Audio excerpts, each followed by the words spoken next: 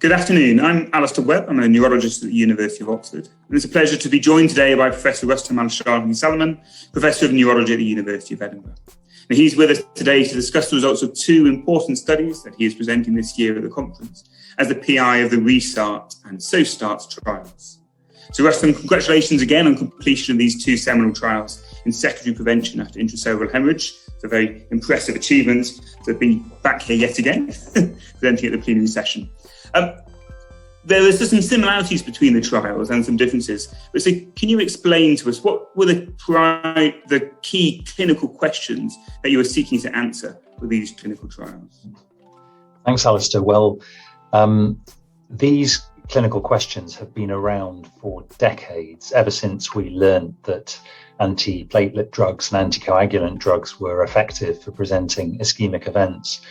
But despite the frequency of these questions in our everyday practice and the fact that they have been tantalizing and unresolved for so long, these two trials were incredibly difficult to do. And I wish we had recruited 10 times as many patients to definitively answer the questions. But it has been difficult to get physicians and patients engaged with them, because fundamentally what we're trying to do is assess the trade-off between bleeding and clotting with two different types of antithrombotic drugs in people who have already had a major bleeding event, an intracerebral hemorrhage, even though they have very good reason to be taking antithrombotic drugs to prevent clotting events. Okay, so if we go to SoSTART, can you explain to the listeners what the design of SoSTART was and how it was implemented in the UK? Yes, so SoSTART, Start or Stop Anticoagulants randomized trial after intracranial hemorrhage, was a probe trial at 67 hospitals in the United Kingdom.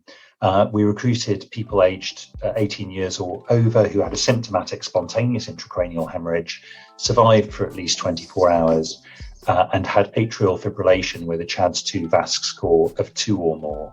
And Webb-based randomization allocated them 1-to-1 to either start or avoid oral anticoagulation for at least 1 year. It was a feasibility study looking at recruitment rate for the first 60 patients, and the whole thing was a pilot phased randomized trial aiming to assess non-inferiority of starting oral anticoagulation in comparison to avoiding it. Okay. And so what are the results showing this? So one good thing was that we recruited ahead of target. We sought to recruit 190 patients. In the end, we recruited 203 several months before our intended stop time. Participants were randomized a median of 115 days after intracranial hemorrhage, and 101 were assigned to start oral anticoagulation and 102 to avoid it. They were followed for a median of 1.2 years. And the completeness of follow-up was extremely good, 97%. And many thanks to all of our collaborators and our central trial team for making that happen. And we aimed to assess whether starting anticoagulation was non-inferior.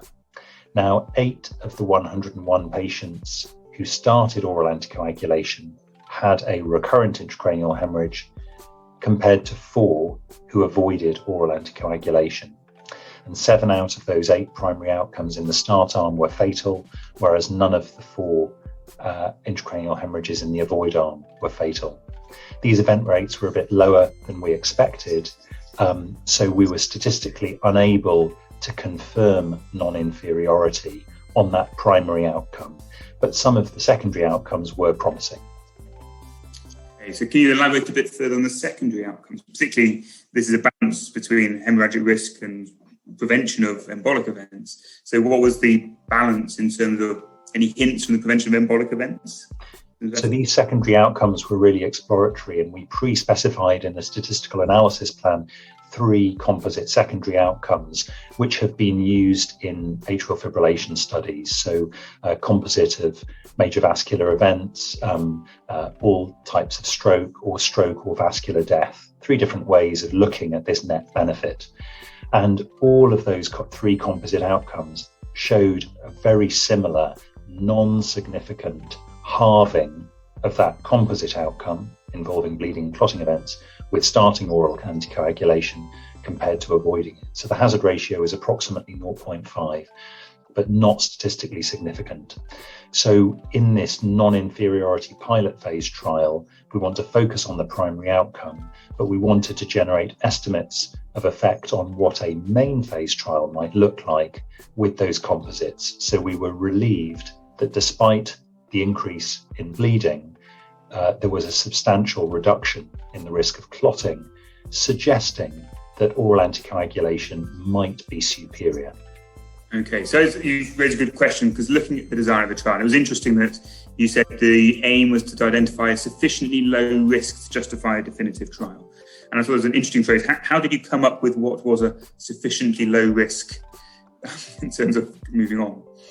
So I think what we had to do was estimate how large the reduction in clotting events might be, and therefore by how much an increase in bleeding events might offset the expected reduction, because we know how powerful oral anticoagulation is for reducing the risk of systemic embolism and atrial fibrillation.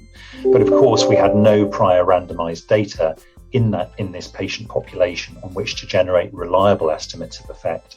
But I believe that SoSTART and the Apache AF trial and NASPAF-ICH combined provide the ongoing definitive main phase trials with some useful preliminary estimates of net benefit that could tell us how large those trials will need to be to put this issue to bed once and for all.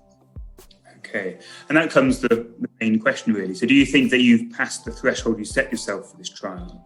And therefore, is there justification for doing a definitive SoSTART trial? Or are you going to wait for the outcomes of ongoing other studies to make that determination? Well, we followed the counsel of perfection with trials to do a feasibility study, then a pilot phase study, intending ultimately to do a main phase study. But other trialists have been fortunate in that they have persuaded funders to give them very large amounts of money to do main phase trials without any major pilot data.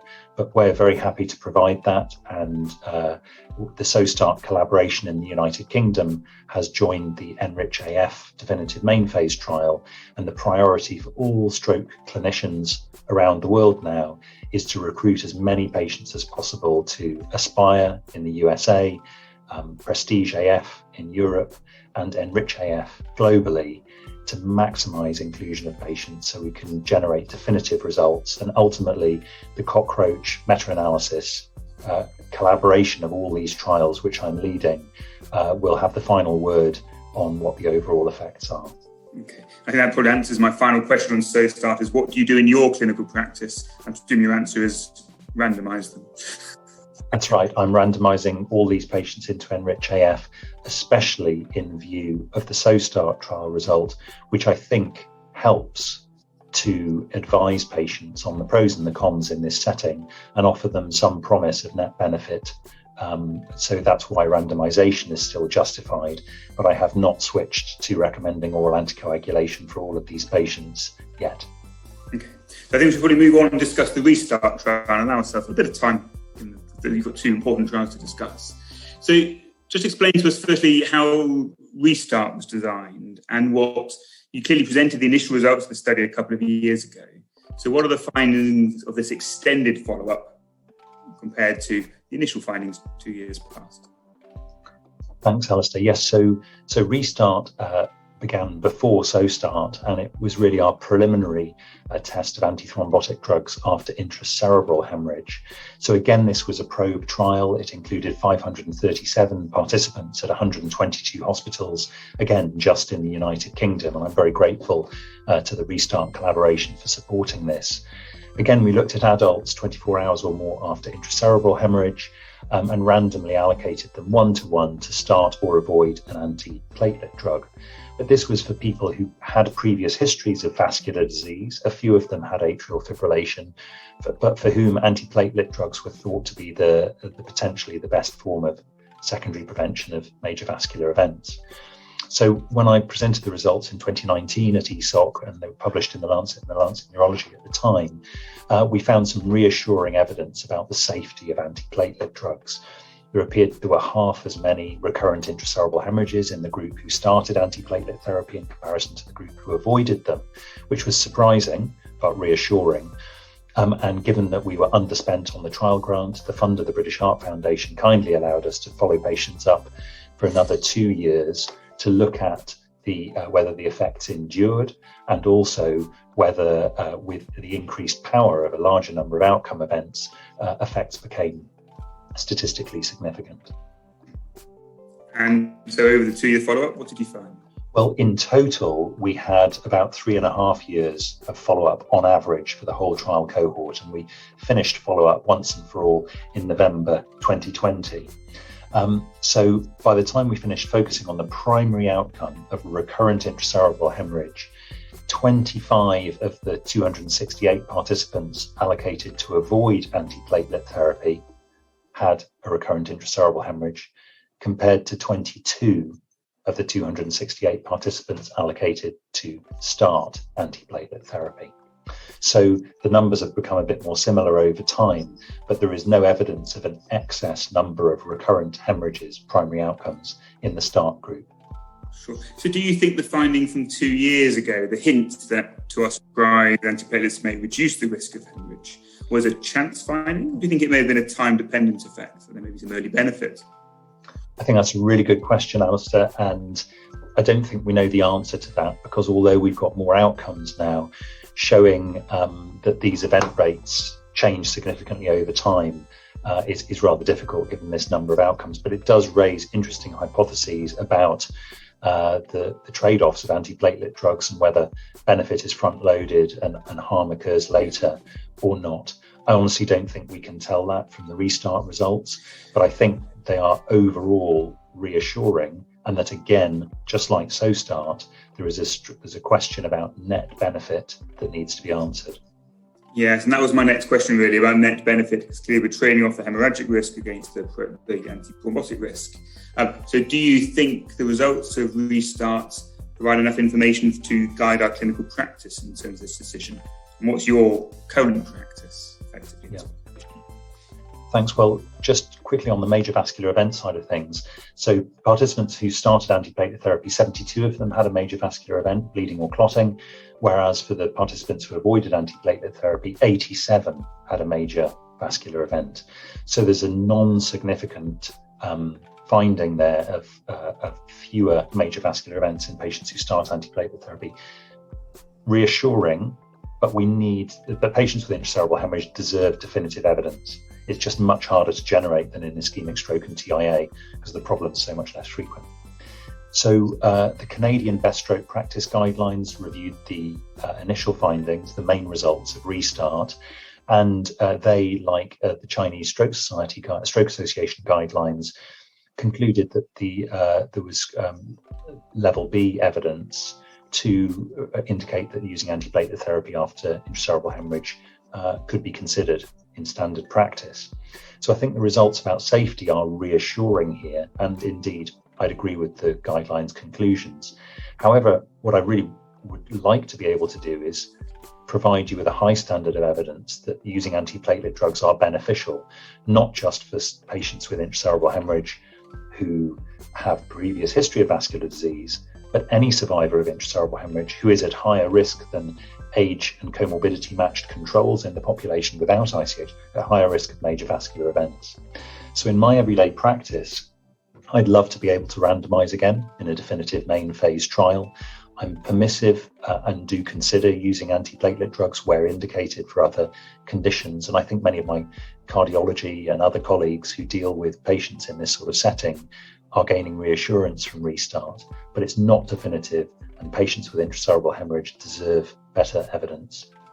Yes, okay. So is there another trial coming, do you think? Was that I've been trying to obtain funding for a definitive main phase trial, but I think, as many of us in the stroke world realise, funding for global stroke randomised control trials that are not funded by industry is extremely hard to come by, and takes a lot out of academic clinicians who try to raise the amount of money that's needed to do that.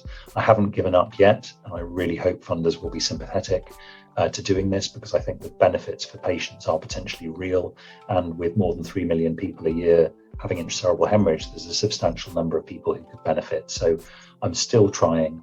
Meantime, I hope that the results of RESTART, published simultaneously in JAMA Neurology, and the results of SoSTART, published simultaneously in Lancet Neurology, help the clinical community and funders get behind the definitive main phase trials that we need to show that antithrombotics are beneficial after intracerebral hemorrhage.